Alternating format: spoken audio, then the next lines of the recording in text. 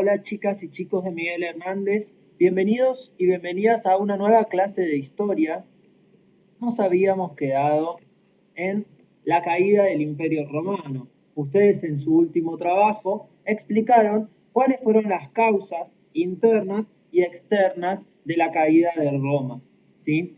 Como habíamos trabajado en clases anteriores, Roma se había dividido porque era un imperio demasiado grande. Fíjense, la mayor parte de Europa, el norte de África, parte de lo que hoy es Turquía y Medio Oriente, digamos, era un territorio demasiado amplio y extenso como para poderlo gobernar todo bajo el poder de un emperador. Por lo tanto, se dividió en Imperio Romano de Occidente y Imperio Romano de Oriente, ¿sí? Y lo que cae en el siglo V después de Cristo es el Imperio Romano de Occidente, ¿sí? El Imperio Romano de Oriente continúa, después se transforma en el Imperio Bizantino, algo de eso vamos a ver hoy, pero continúa 1000 años más, continúa en pie durante toda la Edad Media.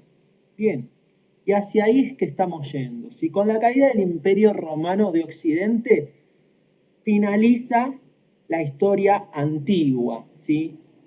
Así que hoy empezamos a transitar, empezamos a estudiar, a conocer un poco sobre lo que se llamó la Edad Media, ¿sí? Y la Edad Media está dividida en tres momentos, ¿sí?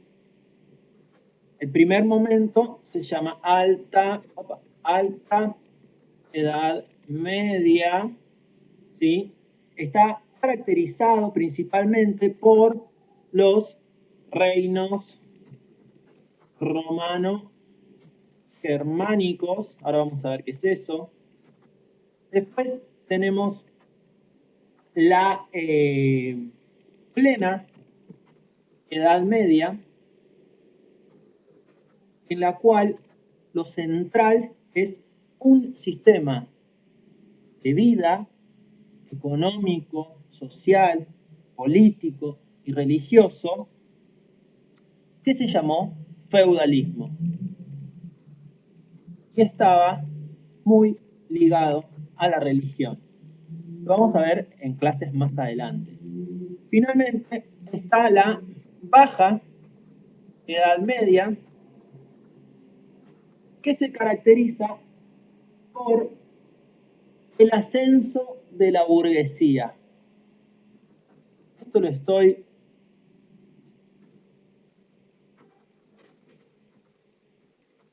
mencionando, pero no lo vamos a profundizar ahora. Pero quiero que tengan claro estos tres momentos importantes. Hoy vamos a profundizar sobre la Alta Edad Media, donde aparecieron estos reinos romanos germánicos. ¿Qué serán los reinos romanos germánicos? Lo vamos a ver ahora, ¿sí? Ustedes saben que los pueblos germánicos, llamados por los romanos bárbaros, invadieron Roma en el siglo V después de Cristo, ¿sí? Bien, ¿y qué pasó con eso? ¿Desapareció todo lo que había de Roma? Bueno, no.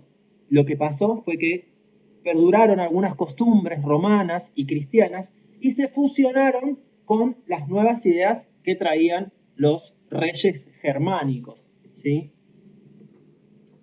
Toda esa unidad política que era el Imperio Romano de Occidente se quebró, se fragmentó. Entonces empezaron a aparecer distintos reinos. Acá, por ejemplo, en lo que es más o menos parecido al territorio de Francia, obviamente que hoy Francia es un poco distinta su territorio, está el reino de los francos, los visigodos en lo que hoy sería España, los anglos y sajones en Gran Bretaña, Inglaterra, los ostrogodos en lo que antiguamente había sido Roma, ¿sí? Y lo que hoy sería Italia, ¿sí? Los lombardos en lo que sería Austria, y bueno, por el otro lado, en Medio Oriente, estaba todavía en pie el Imperio Romano de Oriente, que después se pasó a llamar Imperio bizantino, ¿sí?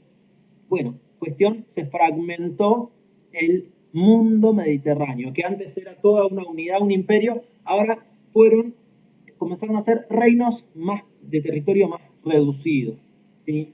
Y vamos a profundizar un poco en qué significa esto de que se mezclan, que se fusionan las culturas romana, germánica y cristiana. ¿Dónde lo podemos ver? Por ejemplo, lo podemos ver en cuestiones de derecho. ¿Qué es el derecho? Bueno, el derecho tiene que ver con cómo las personas regulan la vida en sociedad, ¿sí? ¿Cómo podemos hacer para resolver si yo tengo un conflicto con mi vecino, ¿sí? ¿Cómo nos podemos poner de acuerdo? Bueno, el derecho romano había tenido, digamos, una importancia fuerte en todo ese territorio, pero se fusionó, se mezcló con las costumbres germánicas, porque ellos habían llegado y querían imponer su modo de vida también. Entonces, el derecho romano se fusionó con el derecho germánico que se llamaba consuetudinario, ¿sí? Derecho consuetudinario. ¿Y qué tiene que ver, qué significa esto? Significa que el derecho es simplemente a través de las costumbres, de los usos de esos pueblos y va quedando como ley. Por ejemplo, lo que tenían era una especie de ley del talión. ¿Se acuerdan el año pasado que vimos en las primeras civilizaciones de la antigua Mesopotamia? Que existía lo que dimos en llamar ley del talión. ¿Se acuerdan qué era eso? Este momento es para que ustedes griten en sus casas, sí, yo me acuerdo, y lo digan, antes de que lo diga yo. Bien, la ley del talión, que viene de las antiguas civilizaciones de la Mesopotamia, tenía que ver con esta idea de ojo por ojo, diente por diente. Tenía que ver con castigar un delito con una ofensa similar a la que yo había sufrido. Por ejemplo, si mi hija o mi hijo son asesinados por un vecino, yo puedo asesinar a un familiar o dañar a un familiar de esa persona que me perjudicó a mí, ¿sí? Y acá aparece otra característica que es una cuestión clánica. Clánica viene a ser como de familia. Si vos te mandabas si vos te mandabas una macana, respondía también tu familia, ¿sí? No era una cuestión individual. Bueno, y eso del derecho consuetudinario se fusiona con el derecho romano, por ejemplo, lo podemos ver en la cuestión de que todas las leyes se escribían en latín, que era el idioma romano, ¿sí? ¿Dónde más se puede ver esta fusión entre la cultura romana y la germánica? En las lenguas romances. ¿Qué son las lenguas romances? Por ejemplo, es el idioma español, el francés y, por ejemplo, también el portugués, ¿sí? Son lenguas que surgieron por la mezcla entre lo germánico con lo latino. Son todas lenguas latinas, ¿sí? Tienen una raíz que viene del latín, que era el idioma que se utilizaba en el Imperio Romano, pero se mezclaron, adquirieron las características de estos nuevos pueblos que aparecieron en el centro de Europa, ¿sí? Otra cuestión que pasó fue que se mezclaron las religiones. Los pueblos germánicos creían en los ríos, en la luna, en los bosques. Sus dioses estaban ligados con esas cuestiones de la naturaleza. Bueno, de a poco se fueron mezclando con el cristianismo y fue ganando cada vez más terreno y cada vez más peso la religión católica en el centro de Europa. ¿Sí? Bien, otra cuestión muy importante que quiero mencionarles de este periodo tiene que ver con 3 centros de poder que se dieron en la Edad Media, ¿sí? Y son los siguientes, lo podemos ver en este mapa. En el centro de Europa estaban los reinos romanos germánicos, ¿sí? Como venimos mencionando. En el norte de África y la península ibérica, es decir, España, como lo podemos ver acá, lo que está con verde, empezaron a dominar los pueblos islámicos, lo que se llamó los califatos musulmanes. Y esto era una amenaza para el mundo cristiano, que estaba en el centro de Europa, porque amenazaba su religión, sus valores, sus costumbres y su poder también.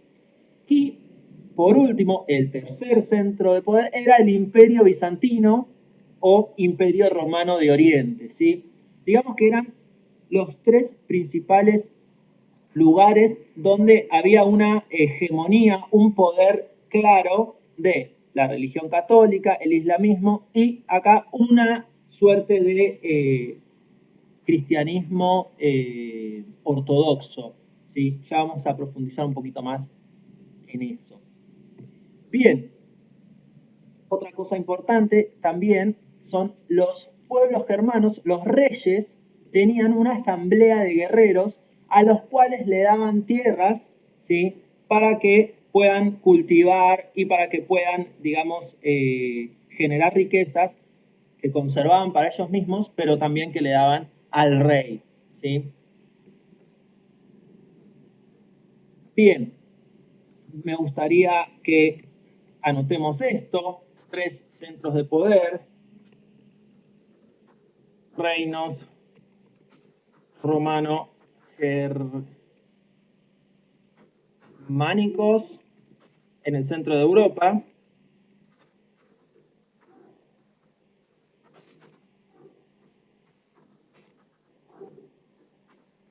Europa.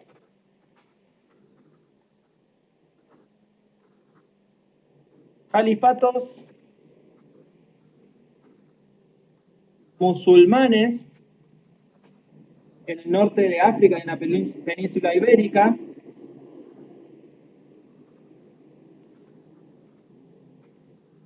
Ay, Dios. África.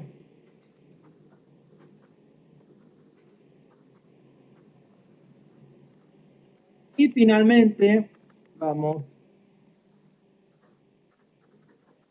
a separarlo para que se entienda un poco mejor. El Imperio Bizantino en Medio Oriente. ¿Sí? Esto sería el Imperio Romano de Oriente.